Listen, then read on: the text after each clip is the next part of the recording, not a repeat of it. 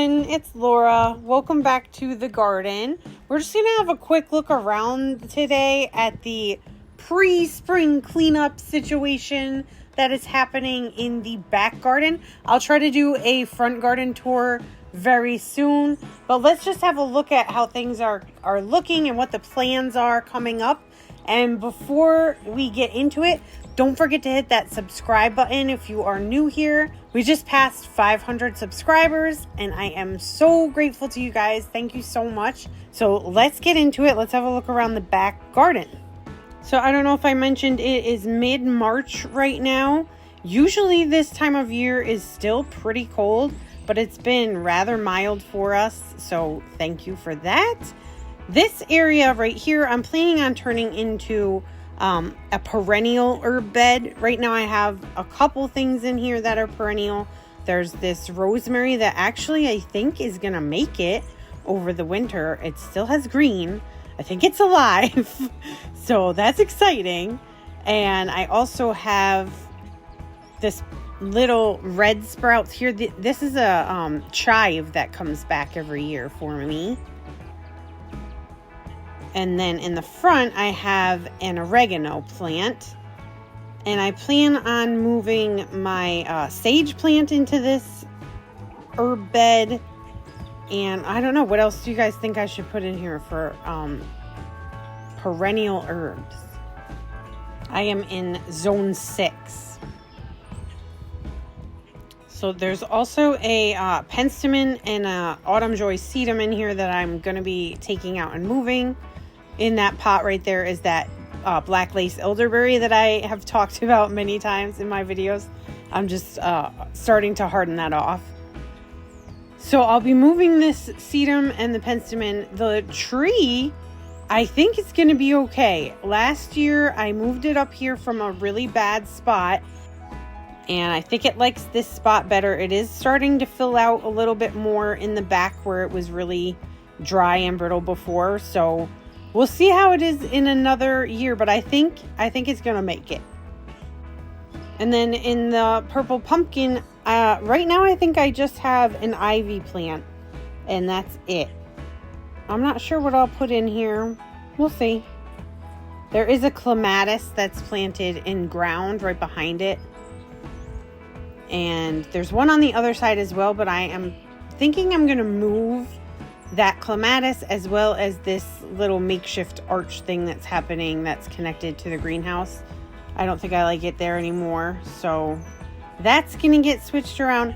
And this bed here is kind of where I like to put like my favorite things. So I don't necessarily have a plan for this just yet, but usually I like to put things that smell good here, things that are super, super pretty, just stuff that I really want to be close to me.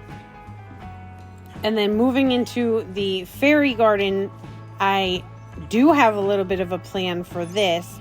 I have a couple of blue star junipers, which are like really petite little evergreens. And I was thinking that I wanted to keep the plantings around this ruby slippers hydrangea.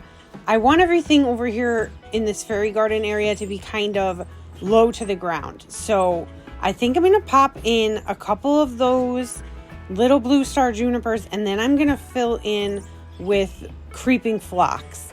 I have some down further into the bed of the fairy garden. It really likes this area, so I am confident that it will do well. And I think it's going to look really pretty when it fills in, and it's just all going to be kind of really ground hugging and adorable. So the fairy garden is coming along nicely. I like the updates that I made. If you didn't see my fairy garden video from a few weeks ago, I changed it around quite a bit. So it's just like a little bit more subtle than it was before. But the creeping phlox is starting to come back to life as it does in the spring. And very soon I will be putting some pansies and violas in the fairy garden as well, because I think they look so cute in there. And just on the other side here is my witchy garden. So I've got my cauldron planter. my new little frog that I got at the at-home store. He is adorable and I love him. This ajuga really filled in quite a bit. I think I'm probably going to be splitting some of that up soon and moving it around. I have a hardy geranium in here. I think I have a couple in here. And like I said, this is pre-spring cleanup, so I will be cutting back that creeping Jenny.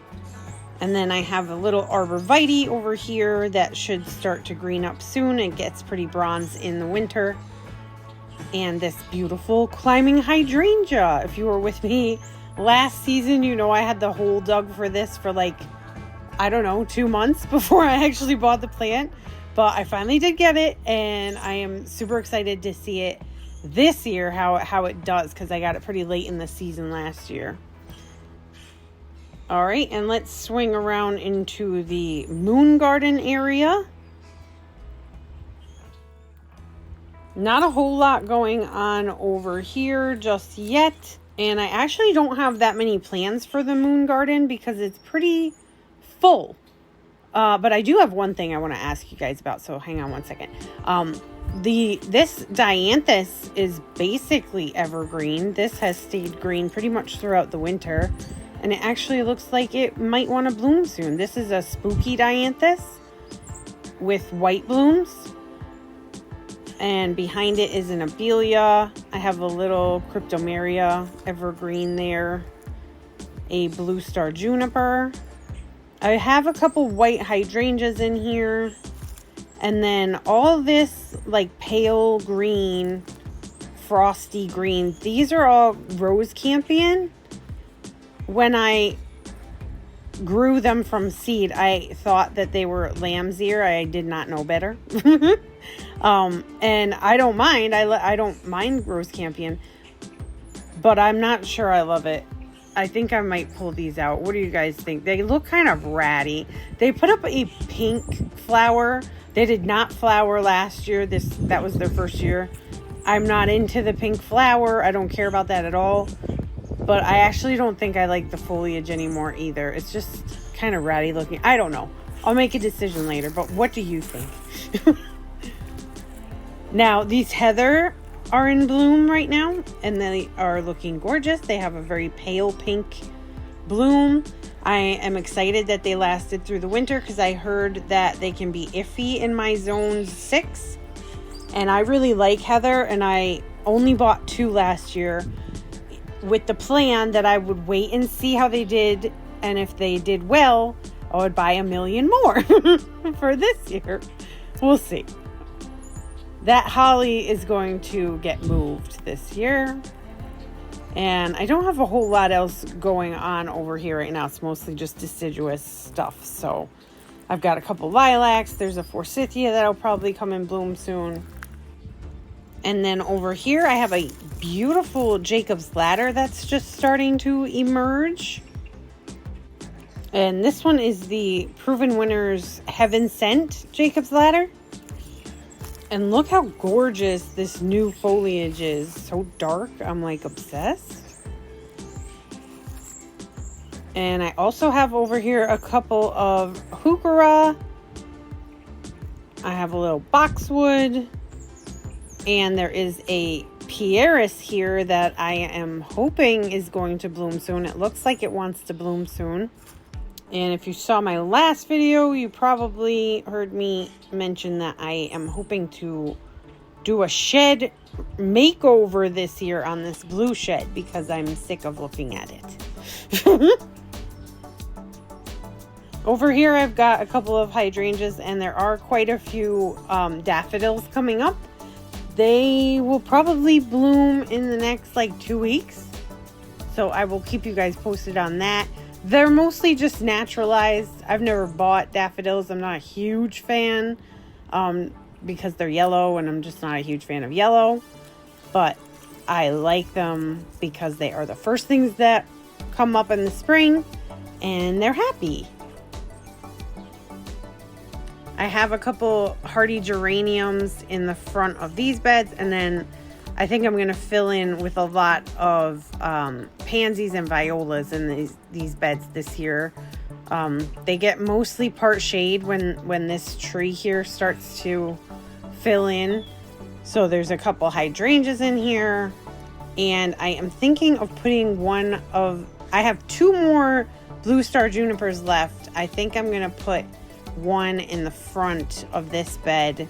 Because you see I have like a red and a green and a yellow. I need something blue here. Over in the main garden, the pumpkin tunnel is coming along. I need to get a couple more cattle panels in order to finish it up. But that project is coming along great. I am grateful that pumpkins don't need to be started for a while now, because it gives me time to work on the pumpkin tunnel. It is a huge project, a big undertaking. But that's okay. I like projects. I love them, actually. What do we got going on over here? Not a whole lot going on over here. I've got plenty of seedlings to fill in this area, though. I do have a plan this year to remove all of my forsythias. I have these 2 back here. You can see they're kind of just not very pretty, right? They look pretty when they first bloom. They bloom very early in the spring. They should be blooming very soon. And then that's pretty much it. The rest of the year, they don't really do anything for me. They grow super duper fast to the point where they are almost invasive. They're super aggressive, so I think I'm going to take them all out because they do not bring me joy. And you can see I planted this hydrangea like right next to this little forsythia. That's because I'm going to just yank that out as soon as it is done blooming.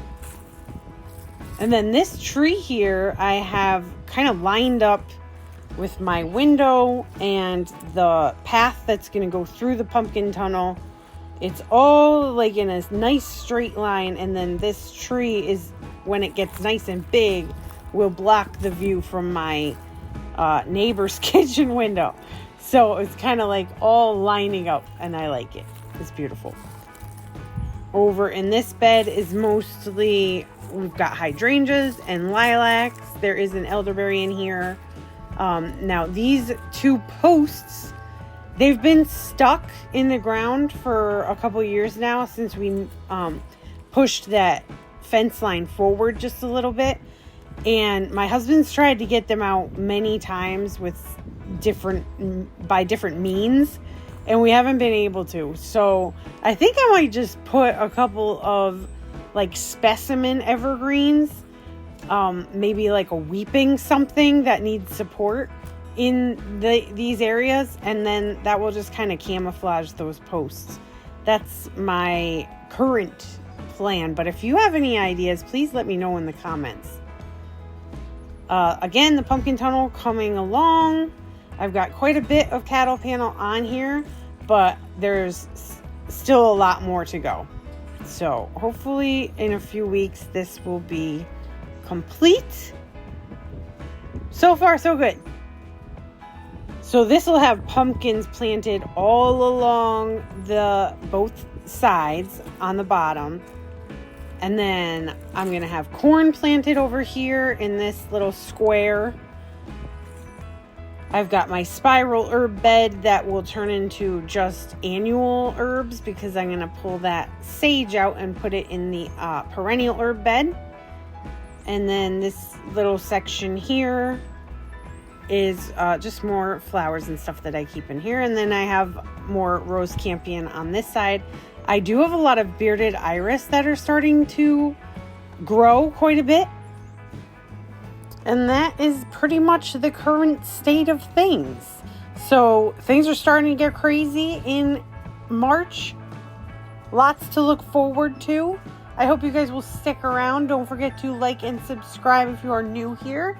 Thank you so much for watching this video. I'll be back with a look at the front garden in probably just a few days. So thanks for watching. See you in the next one. Bye.